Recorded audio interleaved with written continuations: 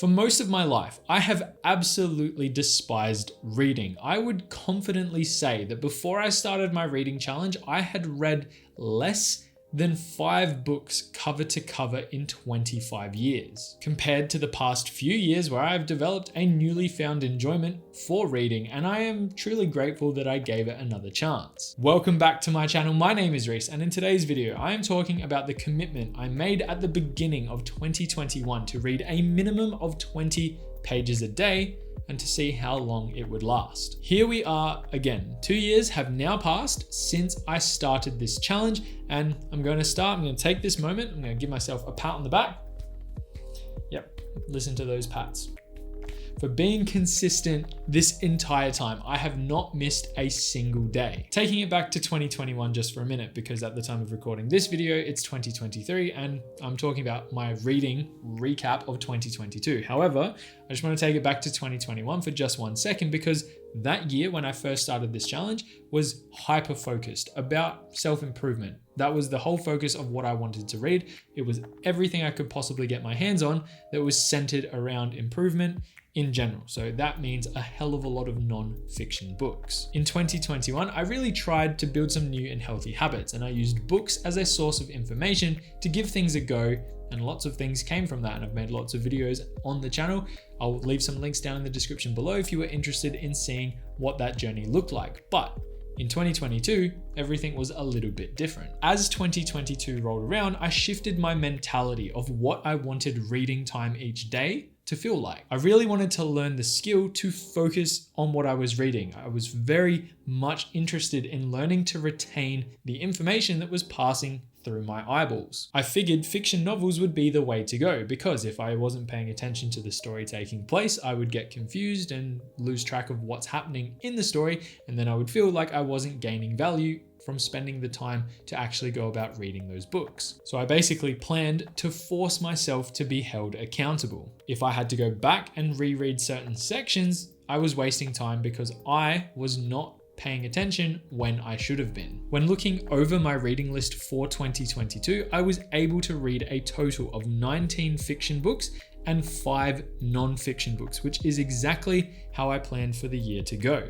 I consume a lot of content on the daily about my life and what is happening around me. So what I turned reading time into across 2022 was an opportunity for me to sit back, relax, and kind of push everything else around me out of my brain just for a short period of time, which eventually developed in me having a method to fall asleep at nighttime or ease into my mornings before I got slapped with the general day-to-day stresses that everyone on earth technically goes through. Everyone's at different levels, but mine in particular were definitely assisted with the distraction of being able to read a fiction novel before I went to bed or once I woke up fresh in the morning. I personally multitask a lot, so having a novel that I have to specifically focus on the page that I'm reading, the words that I'm reading, and to not get distracted about what's going on around me was definitely a big factor in the point that I made earlier as well, being that I really wanted to hone in and focus on that task, take in what I was reading, and not just get distracted by other things around me. And now, having practiced for a whole year, I can truly say that I am very capable of getting my head on that page, staring at that paper, and not getting distracted for up to a couple of hours at a time, depending on how long I'm reading for each day. It's done wonders for my attention span because I really can immerse myself in a novel now and actually pay attention to what's happening and the story. And it's something that I can't put enough emphasis on. As someone who really struggled with getting distracted often, this has given me a lot of focus, and I'm very grateful for taking the time to kind of practice and develop that skill set over the course of the year. As you saw just before, I used Notion to track my reading list, and here's what it looked like for the year. I averaged about 2 books per month. Using Notion was a great way for me to develop my own reading list, and it just went nicely with the other things I keep track of in the online workspace, such as my to-do list and my annotations from the books that I read. I know there are alternative sites out there to use, but I like Notion for lots of different things, so it was just easy to build my reading list on that platform. I've actually made a video talking about the pages I use to help keep track of the important things going on in my life, and I've linked it down in the description below if you were interested in learning about how I personally use it. So from my list, what were my favorite reads and what did I like most about them? Like I mentioned just before, I read 19 fiction books and then a further 5 non-fiction books. And those non-fiction books, I kind of picked them up. I was like, I'll give them a read. We'll see how they go. If they're interesting enough, I'll talk about them. I'm not going to talk about them in this video. I'm talking about the fiction books that I read. And just by the way, here is what 24 books looks like if you're going to read that many books in a year. Just note that this one right here had 2 short stories in there that was included in my list. So if you do a count and want to comment, spam me saying there's only 24 books there, or 23 books there, that's why the count's wrong. It's 19 plus 5 and there should be 24 here. I'm actually going to count them just to make sure. I count 23 total. We're good. I got the list right. Anyway, coming into 2022, I was kind of at the back end of 2 series of books in particular, being this stack right here. Am I touching the right one?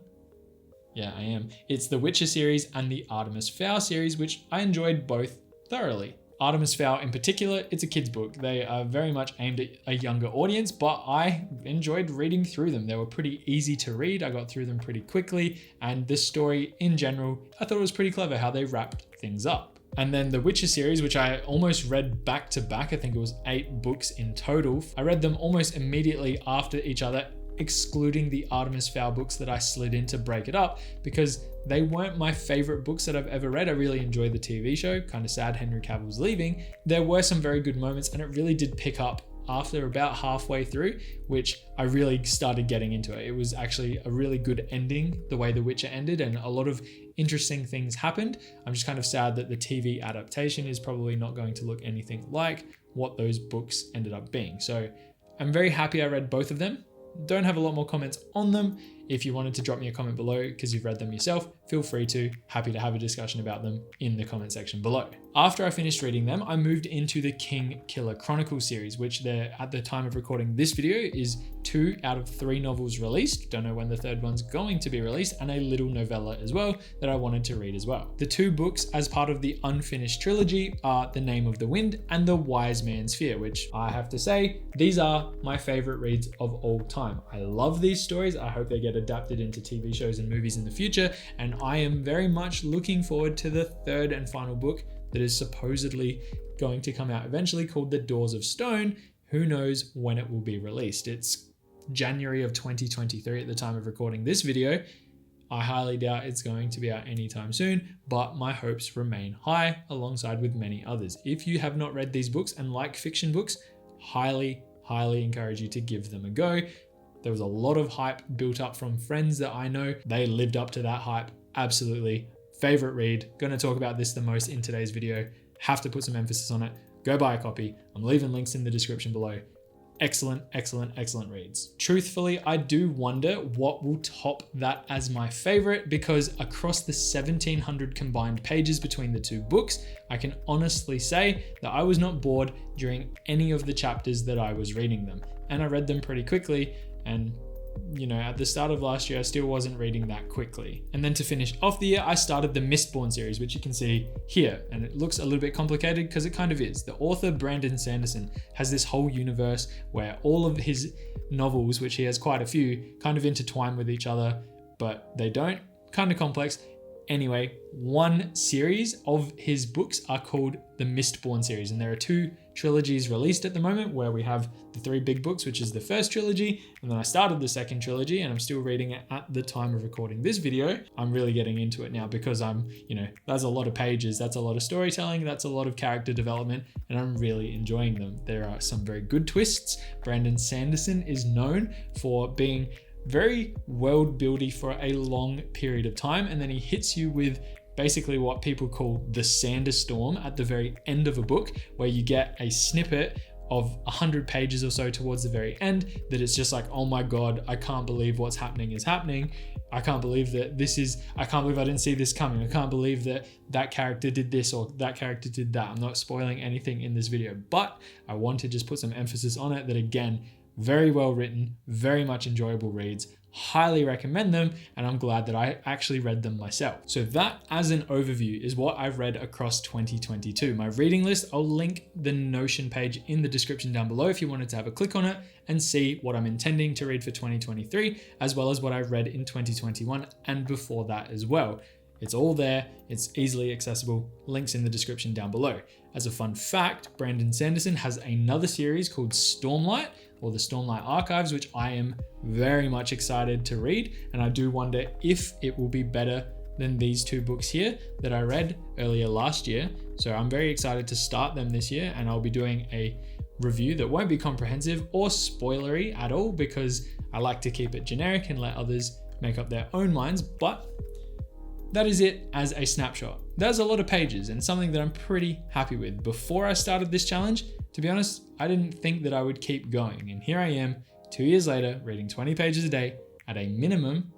Often more pages than that is what gets read. And I seriously am so happy I started this challenge. As a summary, before I started the challenge, reading had never played a part in my life. And right now I am pretty committed to see how long I can go without missing a single day. If you, the viewer, have made it this far into the video and you have any good recommendations, please drop me a comment down below. I will absolutely add it to my reading list, even if it's something that I typically wouldn't read. And that pretty much is all I have as a recap of my reading challenge for 2022. It was a really great year for reading. It's something that now reaching the end game of that year and seeing my results, seeing that and what I actually spent the time reading, I'm very happy with the time that I committed putting towards it. I highly encourage you, if you're not someone who loves reading, to give it a fair go. Actually, give yourself that. I'll read 10 pages a day. I'll read 5 pages a day. You might be surprised how much you enjoy it. I'll leave you there. Have a good day. Have a good week. And as always, I will see you in the next one.